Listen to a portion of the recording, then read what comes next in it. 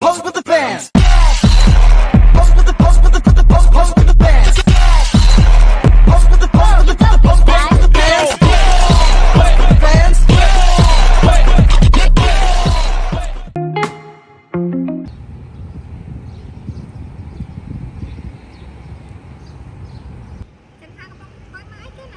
្ញុំឆ្ងល់នេះហេតុអីបានស្លឹកវារួយចឹងខ្ញុំក៏ឆ្ងល់ដែរនេះមើលស្លឹកវាឡើងរួយអស់ចឹងហើយបើយើងចង់ដឹងថាវាកើតអីយើងធ្វើម៉េចទៅខ្ញុំក៏អត់ដឹងដែរណា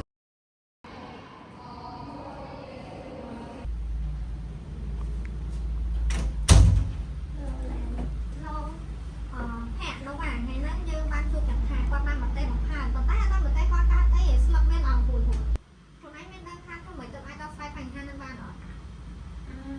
ខ្ញុំមិនដឹងពួកខ្ញុំរៀន IT នឹងខ្ញុំមិនរៀនខាងកសិកម្មផងសូម្បីតែបកានេះវាកើតអីក៏ពួកខ្ញុំអត់ដឹងដែរឥឡូវហ្នឹងប៉ុន្តែយើងរៀនខាង IT អញ្ចឹងហេតុអីយើងមិនបង្កើតកម្មវិធីមួយដែលអាចស្កានដឹងពីអាហ្នឹងថាវាឈឺអីទៅ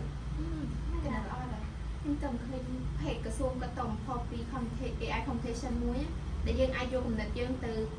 ដាក់ក្នុងនឹងបាន